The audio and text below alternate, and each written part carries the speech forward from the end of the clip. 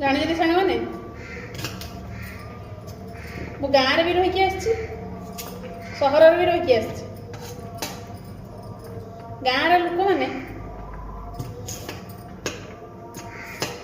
ମାନେ କିଏ ଖାଇଲା କିଏ ଗଲା, କାହା ବୋଉ ପଳେଇଲା, କାହା ଝିଅ ପଳେଇଲା, କାହା ଝିଅର କିସ ହେଲା, କାହାକୁ ଜ୍ୱର ହେଲା, କାହା ଥଣ୍ଡା ହେଲା, କାହା ଘରକୁ କିଏ ଆସିଲା, କିଏ ଗଲା, କାହା ଘର କିଛି ତରକାରୀ ହେଲା, ସବୁ ପିଣ୍ଡାରେ ବସିକି ଆଲୋଚନା ହେବ।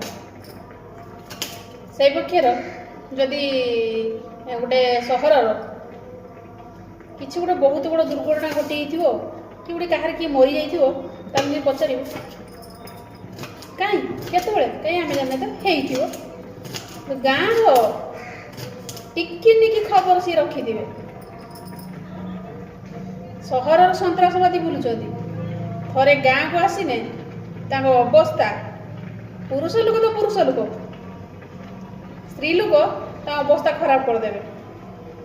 ସେ ତ କାହିଁକି ଗଲା, କାହିଁକି ଆସିଲା, କାହିଁକି ସେ ପଶିଲା, କାହିଁକି ଠିଆ ହେଲା, କିଏ ସିଏ, ତାଙ୍କ ବନ୍ଧୁ କିଏ, ତା ବାପ କିଏ, କିଏ ମାଉସା କିଏ, ସବୁ ସେମାନେ ସେଠି ଆଲୋଚନା କରନ୍ତି। ଠିକ କଥା ନା ଭୁଲ କଥା? ଠିକ କଥା ନା? ପ୍ରତ୍ୟେକ ଗାଁରେ ସମସ୍ତଙ୍କର ଏମିତି ହୁଏ। ସେଥିପାଇଁ ଦେଖିବ ବେଶୀ କ୍ରାଇମ୍ ଟାଉନ ସହରର ହୁଏ, ଗାଁ ମଫସଲ କିଛି ବି ନାହିଁ। ନେ ଆଜି ଆମର ଆସିଥିଲା କୋବି, ଫୁଲକୋବି, ଆଉ ଆଜି ଫୁଲକୋବି ଝୋଳ କରିବା। ଫୁଲକୋବି ସବୁ ଆସିଥିଲା, ମୁଁ କାଟି ଦେଇଛି, ତାକୁ ଟମାଟୋ ପକେଇ ଝୋଳ ହେବ।